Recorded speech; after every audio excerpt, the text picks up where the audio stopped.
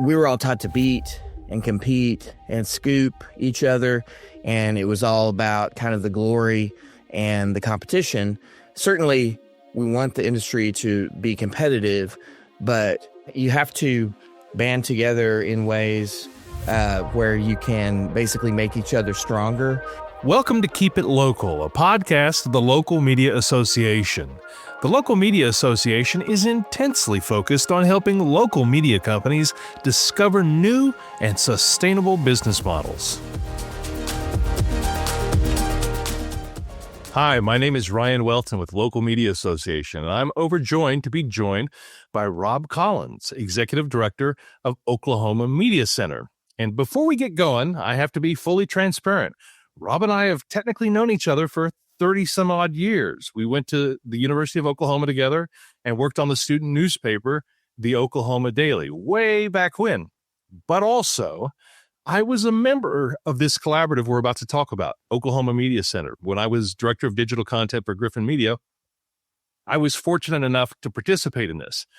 So I don't want to just take it from us, if you will. I want to start at the beginning, Rob, and tell us what a news collaborative is and how it benefits local media, and then get into what Oklahoma Media Center is. The idea of the news collaborative is relatively new, and as you were with the group at the beginning, I was participating too as a longtime editor, and I had a lot to learn myself about what a collaborative could be, because we started OMC, and it was with the Local Media Association and also with the Inasmuch Foundation wanting to launch one of these in Oklahoma. And when I took the job after I had been working in a couple decades as a journalist, editor, and reporter, I was asked by, I think, editor and publisher wanted me to know where collaboratives were in 5 years. And I really kind of had to do a lot of background on what they had been, but they were kind of designed to amplify the scope of the impact of local newsrooms. The idea is to work together in strategic ways where you're able to collaborate. And as you know, Ryan, when we were in college together at the J School down in Norman, we were all taught to beat and compete and scoop each other, and it was all about kind of the glory and the competition. Certainly, we want the industry to be competitive, but with our collaborative, and I think this rings true elsewhere, you have to band together in ways where you can basically make each other stronger. It's not that I operate now as an assignment editor, even though I am an old editor in many of the newsrooms in our collaborative. I'm so old that a lot of those editors intern for me, and I have the bad dad jokes now. But we basically kind of gather with similar values with Society of Professional Journalists guidelines, and realize that there are ways that a collaborative can help them. OMC is more of a journalism support organization, or JSO. Collaboratives elsewhere have similar traits, but they're not all identical. As you know, our group, and I participated with Janelle Steckline as an editor working with her. The industry has evolved a lot since then, but we did some story sharing at the beginning, and it was specific to COVID education, and initially got some Walton money to do stories on that subject. And of course, Janelle's now at one of the many nonprofits that's in our group now, Oklahoma Voice. She's editor there. And we both, changed. I'm now an executive director, obviously, but our group has a very large tent. We kind of did a reset when I took over, and I was kind of at a crossroads where I had a really great publisher and had an opportunity to consider in the community newspaper in my hometown, and I added many, many, many duties over the years to where it wasn't really sustainable for me to keep working and helping in that way. So I wanted to kind of switch gears and help more as a support and strengthening organization. But that we do have everything from those nonprofit newsrooms. We have also lots of diversity we have Black press, Indigenous press. We have broadcast media, Metro dailies, longstanding publications, and public television, public radio, and student media, which we really see as the future for the industry. So, in Oklahoma, it may be set up like we are, which is really based on lots of listening and engaging with the newsrooms and finding out what they want and need. But elsewhere, it might be over a particular story subject, or it might be producing a lot more content. So it kind of depends on that ecosystem that it serves as far as how that collaborative is designed. But the concept's the same. So collaborative instead of necessarily competitive.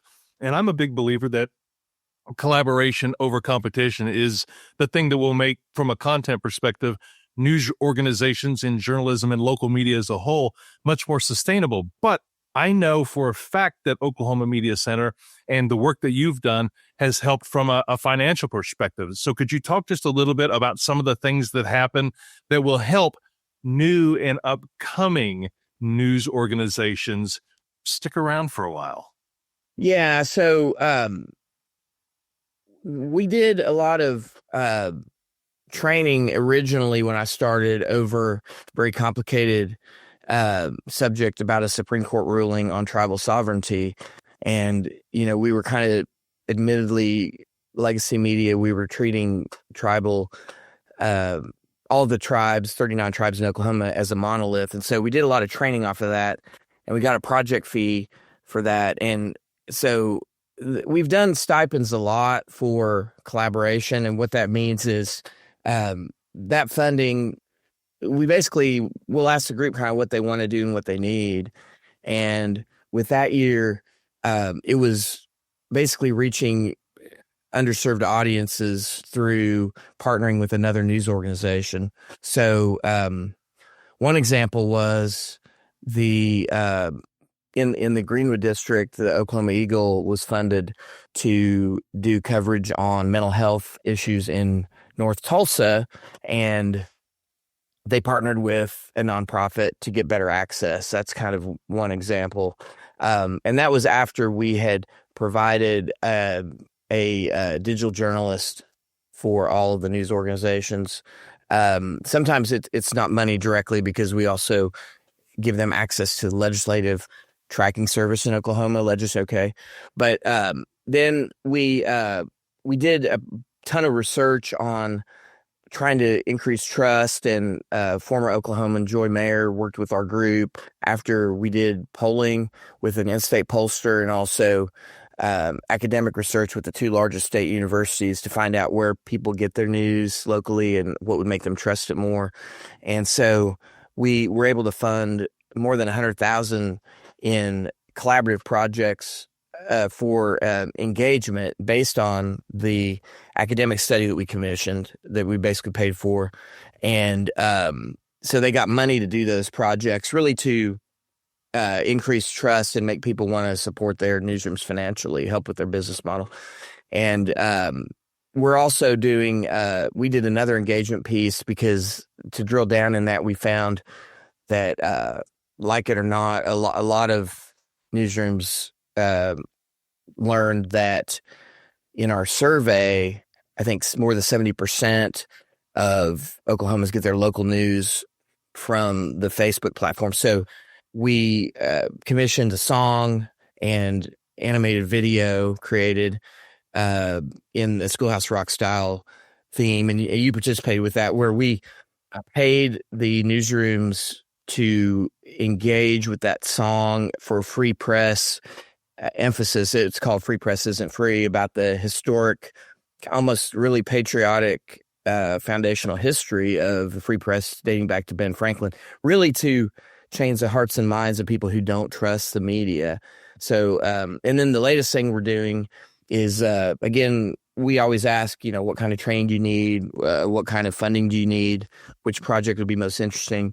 Now we're doing an audit kicking off in May with Blue Engine Collaborative, and it is a digital user audit, and basically it's looking at their websites, and they're seeing if there are ways to monetize that with training and coaching, and then we're going to give them money through stipends to execute those projects. So those are some of the ways. I think it's close to 300,000 we've given out since I've been here. And I started the collaborative started in the spring of 2020, so we're right at 5 years right now. And I didn't start until the end of the pandemic year, so January of 21. You just rattled off a ton of accomplishments in such a short time. And I just have to note that Free Press Isn't Free campaign. The guy who wrote that is a journalism grad from the University of Oklahoma, also Mike Hosty. I'm a huge fan of his, and I will just note, I think he's one of the best songwriters that probably the rest of the country doesn't know. He wrote a song called Oklahoma Breakdown, which was covered by Stoney LaRue. He is revered in Norman. Just a clever, smart guy and a very, very talented musician. And I love that he loves journalism. We love that he appreciates journalism and participated with Oklahoma Media Center on that. Out of all of these things that you've just talked about, is there any one of these achievements that you're most proud of? And if so, why? Yeah, it's hard to really pick one. I don't know that I would single it out. I feel like we're building momentum, and we hope to accomplish a lot more. In some ways, I feel like we're just getting started. But thank you for saying that, and yeah, props to Mike Hosty, and he actually did a meetup with us in Stillwater and perform the song, and we were able to do some outreach with some students at the Oklahoma State University from the Colli there. So. I love Mike and would love to work with him more. But thank you for saying that. Yeah, absolutely. So let's talk about the future. I'm excited about the future. I'm excited about local media association and Oklahoma Media Center. And I know that you have some big things coming up, both for this year and longer term. Would you talk about, if you can, what's coming up for the rest of 2025 and maybe some multi-year projects that you've got going on? Yeah, and we've really hit it hard this year. I was just thinking back here in the spring, what we've already accomplished in 25, and it's kind of been a whirlwind because we went, a year ago we did the newsroom visits, and I think you were at the one down at Oklahoma Watch office down in the Century Center downtown, where Griffin Media is located. But we found that really the pipeline was the biggest issue that we're facing. Where we did the survey, and it's really an existential problem of hiring and retaining journalists here, and it's not necessarily unique to Oklahoma, but we found that long hours, low pay, and kind of burnout is driving away the talent. And our state, with the exception of the well-known Oklahoma City and Tulsa areas, is largely rural, and it is a conservative state here. And I'm a fifth generation Oklahoma, and we're a nonpartisan group. And we have issues with sustainability for the future too. So a lot of the projects we've done are kind of to help that pipeline. The thing we did in March was a training for, we had about 50 people show up, and we had veteran staff from editorial leadership in Oklahoma, and then we also brought in the American Press Institute with Samantha Ragland. And the day was like FOI stuff, some basic interviewing stuff, tribal coverage in Indian country in Oklahoma. And then we also did some data, matching data for stories, and then brought in Clifton Adcock from Frontier to do Dark Money training. And then the afternoon was more mental health to help with burnout and stress, and also had some psychology expert from the University of Tulsa and an assistant dean from Gaylord College affiliated with Dart Center to help with that. And we're going to be doing also an event with our friends at the Indigenous Journal Association to bring in bad press for a screening of that, to show really a free press victory in the Muskogee Creek Nation in that award-winning documentary that features Angel Ellis, who's our treasurer from Muskogee Media, and also co-directed by Rebecca Lansbury Baker of IJA. And they're going to be on a panel with us in November in Oklahoma City at the Will Rogers Theater for that event. The future thing we're really trying to get support for and funding for is an Oklahoma Journalism Master Class. And the idea for that is to energize the industry through recruiting and training and hiring and retention.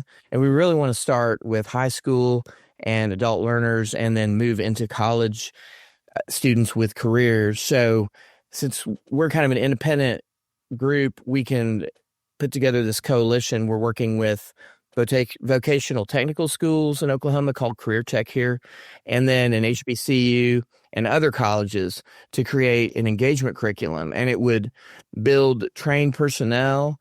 We would have interns feeding that pipeline, and then we would hopefully catalyze newsroom engagement and incentivize the veteran mentors to serve their communities in a sustainable way. And so it really address both ends of that workforce challenge. So that's kind of the next thing we're wanting to try to do. It's really impressive to realize how many newsrooms and journalism entrepreneurs are working in Oklahoma to benefit their communities. News deserts and the death of local newspapers. Oklahoma Media Center and the institutions, the news organizations, the newsrooms that are part of this are really filling the gap. Where do you see collaboratives going 5-10 years down the line? I mean, with this opportunity that you just talked about with students and people who want to get into the business, we could maybe double the number of newsrooms in Oklahoma over the course of the next 10 years. Yeah, I mean, particularly with us, we feel like this is potentially scalable because there's a pilot program at Metro Tech in Oklahoma City, and we would like to be able to replicate that in the Tulsa area with the vocational technical school there, one of those, and also in Western Oklahoma in the third year for that.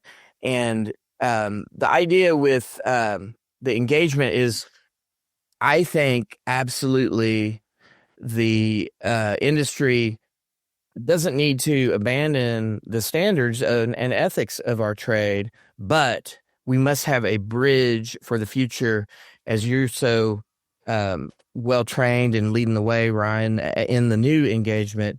And that just means meeting those audiences digitally where they are, because we know they're not going to everybody's website when they wake up in the morning, and they're not consuming news in a new way. And with the demise of local newsrooms and them losing market share, I think and then we have a ton of bad information where people are not consuming our important reporting. And so it needs to be really marketed or packaged in a way that is relevant to those audiences, where they'll actually be able to understand it. And folks are overwhelmed and overworked, so where they can comprehend it and understand the impact of things. And I think the key is doubling down on local, where we really do need to reach those audiences. I think it's really a crisis point for, I call it distribution.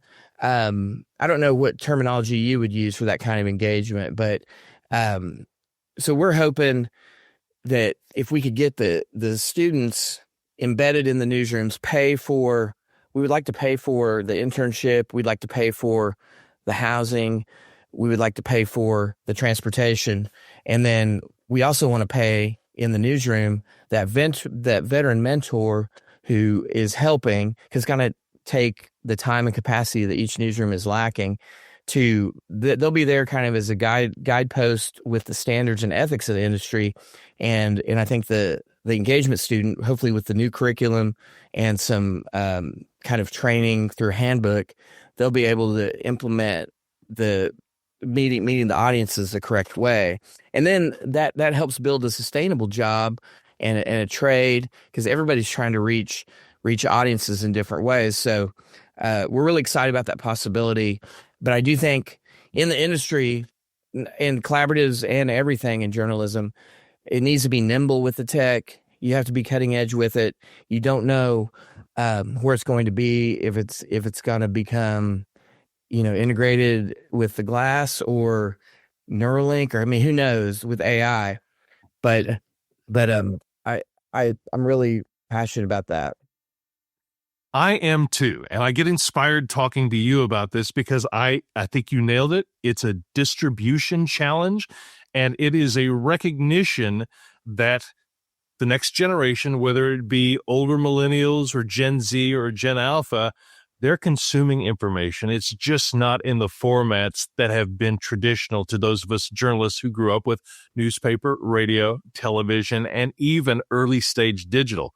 So Oklahoma Media Center and collaboratives, A, opened my eyes to just how much journalism is actually happening in Oklahoma, and B, the power of collaboratives state to state that are really lifting up journalism and newsrooms and news organizations from the perspective of sustainability, which Local Media Association is all about. So, Rob, thank you so much for joining us here on Keep It Local, the new podcast of Local Media Association. You'll be able to find this, folks, wherever you get your podcast. Until next time, it's Ryan for Keep It Local. This has been Keep It Local, a podcast of the Local Media Association. If you got value out of today's podcast, why not give it a review wherever you heard it, and share it with a fellow journalist or an entire newsroom. Until next time, for Keep It Local, this is Ryan with the Local Media Association.